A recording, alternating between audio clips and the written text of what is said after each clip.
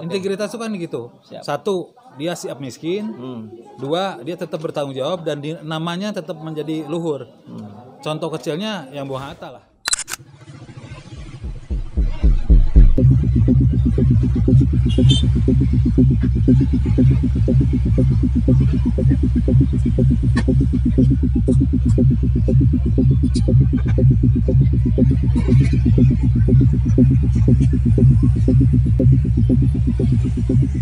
Sahabat Saiful Zaman semua, hari ini kita akan bertemu dengan seorang yang cukup punya nama di jagat perpolitikan. Memang bukan pemain langsung, tapi beliau cukup berpengaruh terhadap peta politik di Indonesia. Tapi kita ketemunya hari ini di sebuah pasar. Bisa dilihat salah satu pasar di Kota Bandung. Dan kenapa ketemunya di pertengahan pasar, di dalam pasar bahkan, itu yang akan kita cari tahu. Dan kita akan diskusikan tentang kondisi perpolitikan kita hari ini. Come on.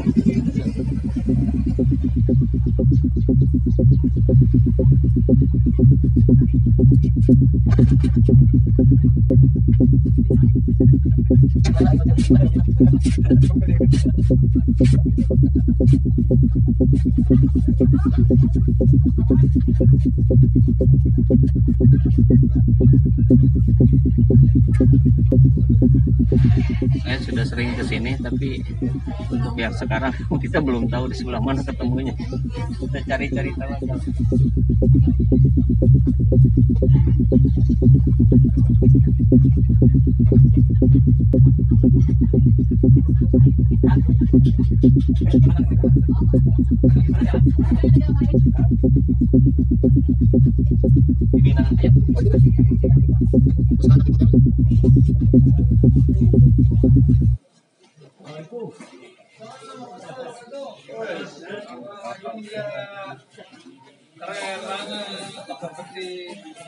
Di sini tuh ternyata tempatnya nih, luar biasa.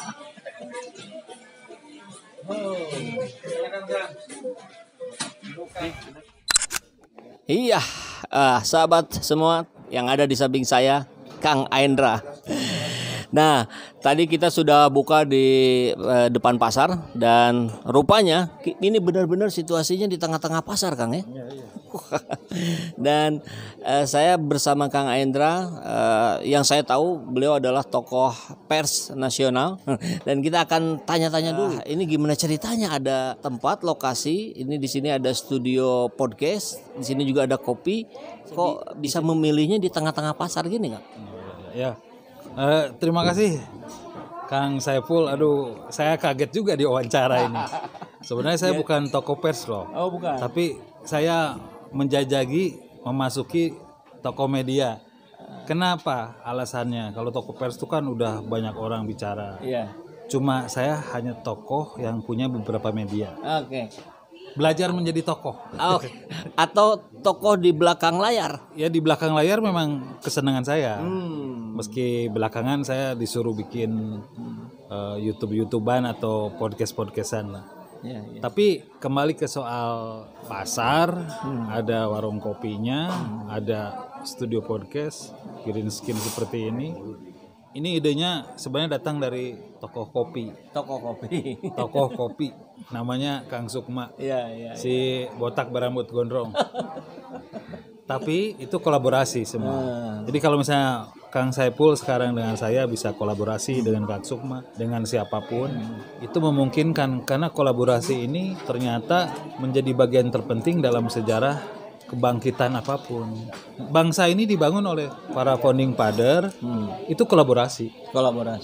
Ada Bung Hatta, ada Bung Karno, ada Syahrir, ada tokoh-tokoh lain lah yang Agus Salim dan lain sebagainya. Mungkin panjang sekali founding father kita. Dan hingga akhirnya sekarang sudah mau mendekati 100 tahun ya, 26 tahun lagi. Mudah-mudahan kita diberi hidup umur panjang.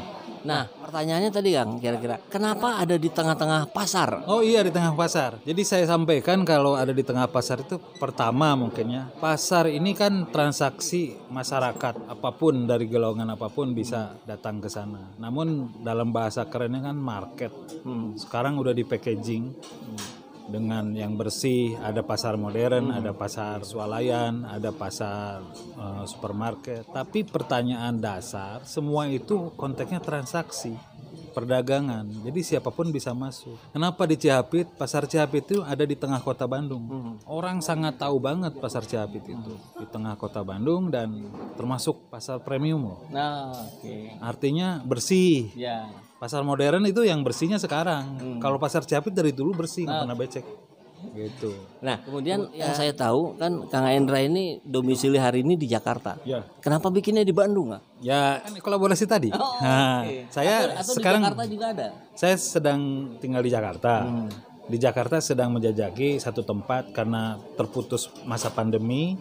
Jadi terbentur juga tuh, berhenti juga ininya proyeknya. Tapi insya Allah di Jakarta ada, di Bandung ada, mungkin di kota-kota lain ada. Dan sebenarnya dibuka peluang untuk bermitra. Ya, Kang Saipul kalau mau, wah buka aja barengan. Siap. Kopi ini kan lagi tren. Ya, ya. Jadi sayang kalau dilewatkan gitu. Itu kira-kira. Oke, baik. Tentang kopi sudah dibahas walaupun sekilas, nanti kita pertajam di episode yang lain. Tapi yang saya penasaran ini Akang sebagai, kalau tadi nggak mau dibilang tokoh pers, berarti orang pers lah gitu Kang ya. Nah, tentu biasanya juga sangat tahu peta politik di Indonesia. Nah, ini ada kabar menarik kemarin kita dapatkan dari Kapolri Pak Listio Sigit.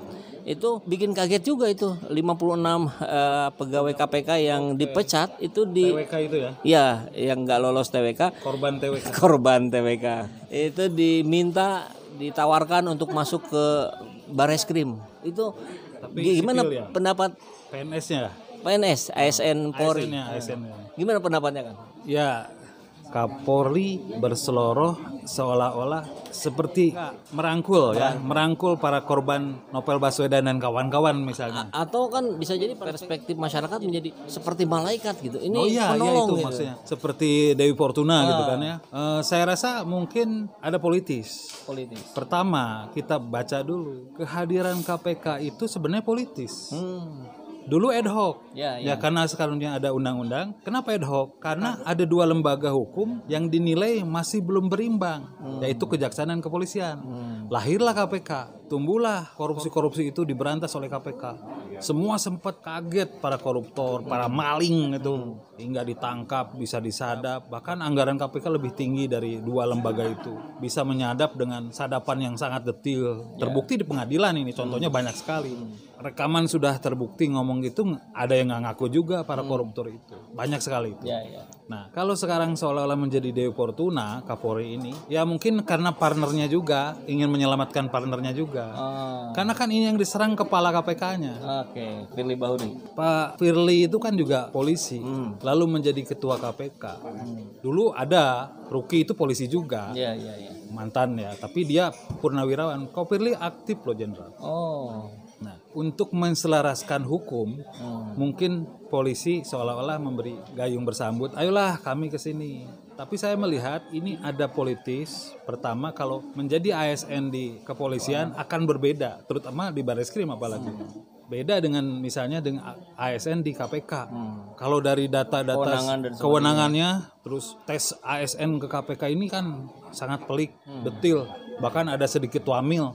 Kalau versi Febri itu pernah cerita detil sekali, dia diikutin fisiknya segala macam. Kalau ASN kan kayaknya standar aja gitu. Nah, penyelamatan itu mungkin bagus secara administratif, tapi kayaknya harus ada regulasi lah. Nah, yang menarik sebenarnya, Firly, ketua KPK sekarang kan diangkat oleh siapa? Aziz Samsudin kan? Iya. Tapi Aziz juga ditangkap oleh Firly. Iya. Ini sebuah paradoks sebenarnya kan. Nah, kalau saya melihat Kapolri ini kan juga tongkat estafet dari yang sebelum-sebelumnya. Mungkin ingin melaksanakan tugasnya aja. Bahwa Polri hadir Oke. Di tengah kemelut KPK. di tengah kemelut KPK, seolah-olah akan menghilangkan versi cicak buaya, atau juga ingin meredam para BEM yang kemarin demo. Oke. Itu bisa loh. Iya, betul. Karena kan BEM demo, Polri datang. Tapi waktu orang yang demo yang lain tidak datang, kenapa? Ada loh Ya, ya. para koruptor yang dibela itu segala macam. Nah, intinya KPK, Polri, Kejaksaan itu juga harus menjadi sinergisitas hukum yang benar. Di Kejaksaan kan sekarang sedang rame. Apa tuh Kang yang lagi rame di Kejaksaan? Jaksa Agungnya S1 S2-nya dipertanyakan. Keasliannya ya, ijazahnya. Keasliannya. Ini kan ngeri waktu mau guru besar. Dipertanyakan oleh tokoh kita loh. Refli Harun, pakar hukum tata negara. Ini sensitif. Iya. Dan jabatan di Kejaksaan Agung itu sangat politis. Karena nyantel ke partai. Ya tahulah siapa Jaksa Agung rahasia umum gitu kan. Nah, saya rasa tentang KPK dan kepolisian dan kejaksaan itu harus sinergi, dan undang-undang yang dipertanyakan oleh para BEM mahasiswa itu atas kepincangannya dan lain sebagainya hendaknya dibuka transparan aja. Kan isu yang sekarang muncul kan bukan urusan saya. Ya Anda tahu kotanya saya. Ya, itu jelas loh.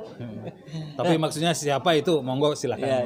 Nah, kira-kira Kang, terakhir Kang, ini prediksinya Kang Aindra, ke-56 tidak lolos TWK diminta masuk ke Bareskrim Polri itu, mereka bakal mau nggak ya? Saya nggak tahu ya. Kemarin itu kan juga ditawarkan ada beberapa yang harus ikut dengan syarat, ternyata kan tidak ikut juga. Kalau sekarang nilai idealismenya yang legal TWK ini merespon mungkin karena faktor lain. Karena saya misalnya kalau sebagai TWK ya percaya pada nilai-nilai yang digugat pertama, tidak mempertanyakan hal-hal yang bukan substansial dari konten pertanyaan-pertanyaan yang kepentingannya buat ASN. Artinya itu tetap harus diusut ya?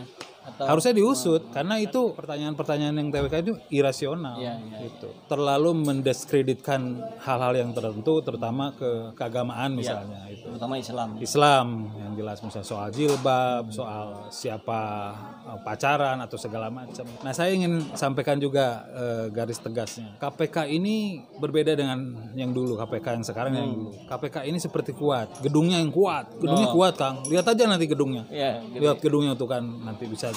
Tapi sepertinya keropos, gitu.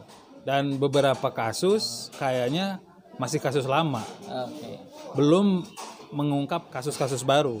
Ada yang baru lah, misalnya coba periksa itu BUMN, apakah ada itu di sektor migas. Itu sektor migas tuh banyak banget. Terus yang isu-isu kemarin yang lagi rame, ada nggak tuh kolusi korupsinya soal blok yang di Papua itu? Yang nggak tahu silakan aja, kan itu sedang rame. Itu belum loh ya, KPK belum masuk ke kasus-kasus baru. Ya. Belum kasus baru. Kalau saya ingin mempertajam sedikit, yang akan maksudkan keropos itu kira-kira sebabnya apa ya? Ya mungkin nggak ada leader dari penyidik, nggak ada panutan. Ada sih niatnya, tapi menjalankan tugas lama. Artinya yang baru itu kan harus cerdas, lebih cerdas dari orang-orang yang lama. Intelijensianya, terus para penyidiknya, kemampuannya. Karena perangkatnya itu paling canggih itu KPK. Katanya ya. Gitu. Dan yang penting lagi, KPK ini itu telah memberikan warna lain. Saya kasih contoh ya, tokoh di Bandung ini nih, ada yang di Sukamiskin. Sukamiskin itu lembaga pemasyarakatan Sukamiskin, diresmikan oleh Wali Kota Bandung. Pada Darusada itu yang resmiin, tapi dia sekarang jadi penghuninya di sana. Itu kan problem. Itu KPK yang lama menangkap itu. Lalu Pak Dada menjadi komandannya sekarang di sana. Komandan Pramuka di Sukamiskin. Silakan Anda bisa berkunjung ke sana. Bisa ya, tempat wisata kita itu. masuk ke dalam boleh itu? Boleh, itu minta izin aja, itu tempat wisata. Izinnya nanti apa Kang? Wisata pemasyarakatan, mau diskusi aja dengan boleh ya? kepala lapasnya dulu. Lalu sama orang-orang di dalamnya boleh? Boleh wawancara. Ada Novanto. Ya, Stefano Novanto, terus ada maklar pajak itu dulu siapa, Gayus bahkan selain itu punya rumah juga di sana, di Sukamiskin. Katanya bukan Gayus aja katanya ya. Bukan Gayus aja. Ada korupsi itu dulu siapa? Mantan istrinya Wali Kota Tangerang Selatan. Iya. Itu katanya memang berkaitan semua orang-orang. Ya korupsinya nggak berkaitan karena beda masing-masing. Oke Kang, terakhir Kang, kira-kira ada pesan Kang buat rekan-rekan kita 56 pegawai KPK yang diminta masuk, apa terima atau jangan atau gimana? Agak berat kalau ngasih pesen. Mereka lebih pintar, lebih cerdas. Saya hanya rakyat lah ya. Ya, saya mewakili ini aja lah, kacamata umum. Semoga kembalikan ke mereka masing-masing. Kalau mengambil juga mungkin tidak haram. Ya. Yang kedua, bukan satu peristiwa cacat nalar gitu, tapi itu soal nilai-nilai yang dijunjung atas reputasi selama dia pernah menjadi timnya di KPK lama. karena faktornya karena dianggap tanda petik dianggap gagal tes TWK, ya kembalikan ke masing-masing.